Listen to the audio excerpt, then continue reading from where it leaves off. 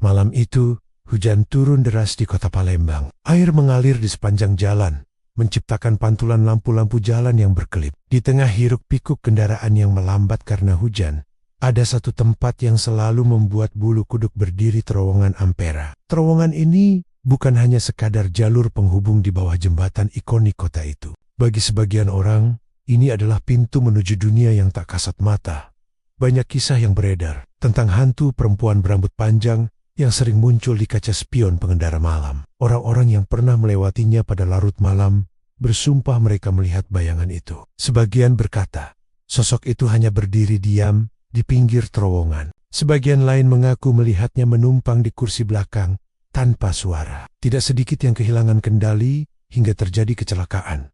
Namun anehnya, setiap kali polisi datang, tidak ada tanda-tanda orang lain di lokasi. Raka, seorang pengemudi ojek online, malam itu mendapat pesanan dari seorang wanita. Titik penjemputannya berada di ujung terowongan. Waktu menunjukkan jam 23:45, hujan semakin lebat dan jalan mulai sepi. Raka sempat ragu karena ia tahu reputasi terowongan itu. Namun, notifikasi aplikasi berbunyi lagi, memberi peringatan bahwa jika ia menolak order ini, ratingnya akan turun. Ia menarik napas panjang, lalu memutuskan untuk menerima. Motor Raka melaju perlahan di jalan licin, ban menembus genangan air. Saat mendekati mulut terowongan, ia melihat seorang perempuan berdiri di bawah lampu jalan yang berkelip. Tubuhnya dibungkus jas hujan tipis transparan.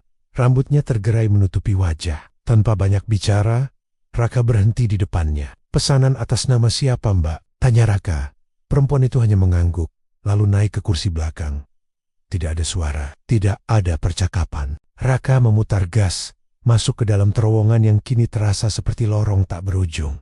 Suara hujan meredam segalanya. Namun, di tengah perjalanan, Raka mulai merasa ada yang aneh. Bau anyir seperti darah memenuhi udara. Ia mencoba melirik kaca spion, dan hatinya seakan berhenti berdetak. Perempuan itu kini menunduk, rambutnya jatuh menutupi wajah, dan dari sela rambutnya menetes cairan merah ke jas hujan.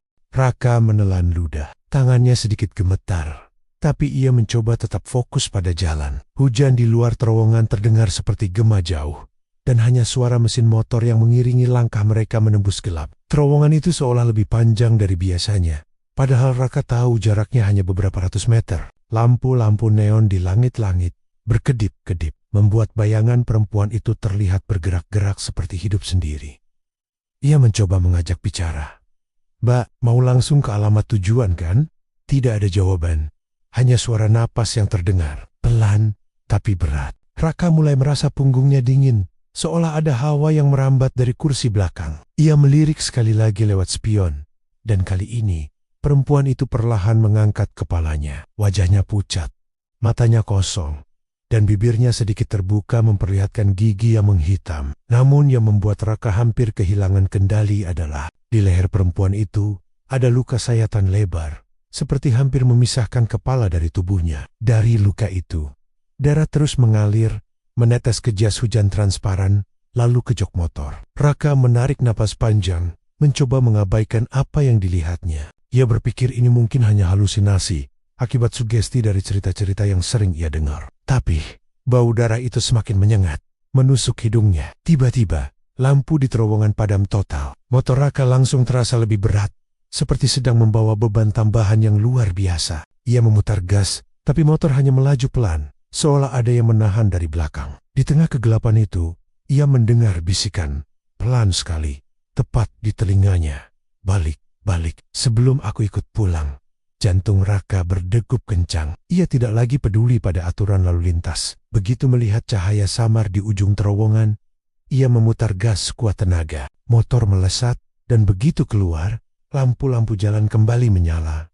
Ia segera menoleh ke belakang. Perempuan itu sudah tidak ada. Hanya ada jok basah dan beberapa tetesan darah yang perlahan hilang di bawah hujan. Raka menghentikan motornya di pinggir jalan, mencoba mengatur napas. Ia berpikir untuk kembali memeriksa pesanan di aplikasi, tapi riwayat order itu menghilang. Tidak ada nama, tidak ada alamat tujuan, seolah pesanan itu tidak pernah ada.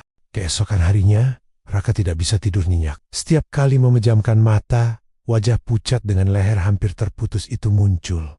Suara bisikan balik masih terngiang di telinganya, bahkan saat ia sedang mandi atau makan. Raka mencoba menceritakan kejadian itu kepada sahabatnya, Doni, sesama pengemudi ojek online. Doni tertawa kecil, menganggap Raka hanya kebanyakan nonton film horor. Tapi kemudian wajah Doni berubah serius. Rak, lo yakin lewat terowongan Ampera jam segitu? Raka mengangguk. Doni menandok, suaranya menurun.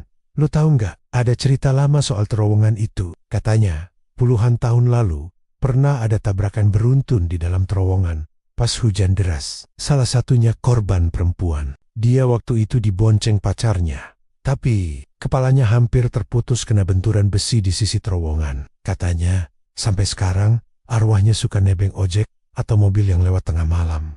Kalau lo dengar bisikan, berarti dia udah ikut. Raka merasa perutnya mual. Ia ingat betul tatapan kosong itu. Terus kalau dia udah ikut, gimana? Doni terdiam lama sebelum menjawab. Pas yang dibisikin, gak lama kemudian akan ikut kecelakaan di terowongan itu. Kadang seminggu, kadang sebulan, tergantung nasib. Malam berikutnya, Raka bertekad untuk tidak melewati terowongan itu lagi. Namun, pekerjaan memaksanya mengambil rute tercepat.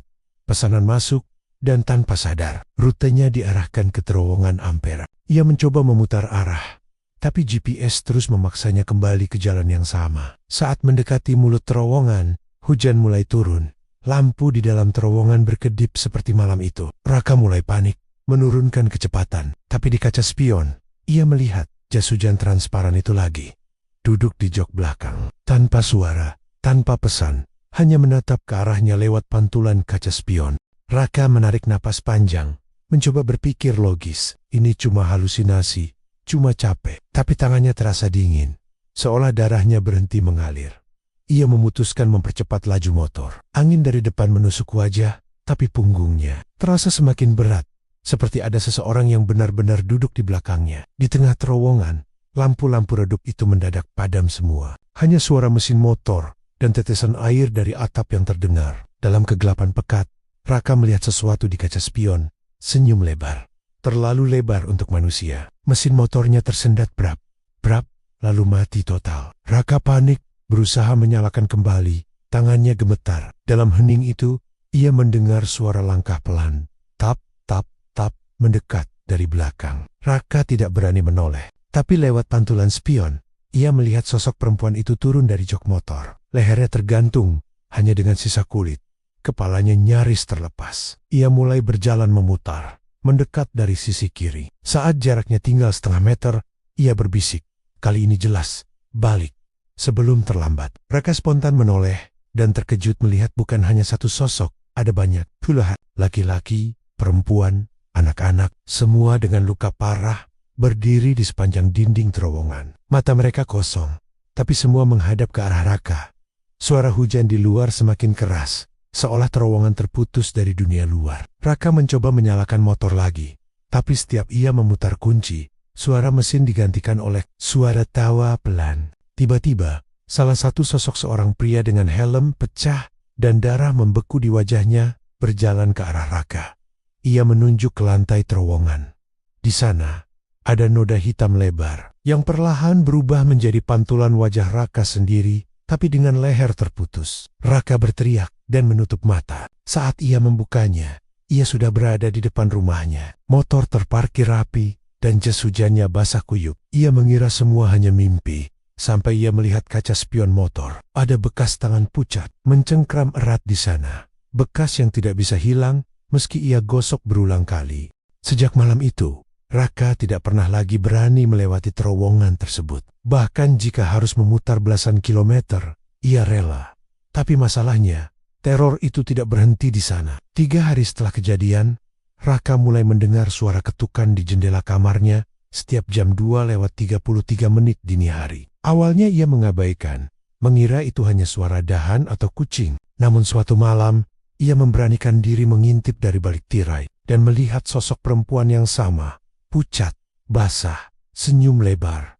Ia berdiri di luar, menunjuk ke arah jalan besar. Di ujung jalan itu, samar-samar terlihat terowongan. Padahal, rumah Raka berada puluhan kilometer dari sana. Raka mulai sering sakit kepala, mual, dan tubuhnya terasa lemah. Ibunya menyarankan berobat, Tapi setiap kali ia mencoba keluar rumah saat malam, ia selalu menemukan jalanan berubah arahnya, selalu menuju terowongan itu. Kabar tentang kejadian aneh di terowongan mulai menyebar. Beberapa warga mengaku melihat motor melaju tanpa pengendara di tengah malam. Ada juga yang bercerita pernah mendengar suara tawa perempuan dari dalam terowongan, meski tidak ada siapa-siapa di sana. Seorang kakek penjaga pos ronda bercerita, terowongan itu dibangun di atas bekas lokasi kecelakaan massal puluhan tahun lalu. Saat itu, sebuah bus pariwisata tergelincir dan menabrak dinding tebing di tikungan dekat terowongan. Semua penumpangnya tewas. Mayat-mayat korban disimpan sementara di dalam terowongan sebelum dimakamkan,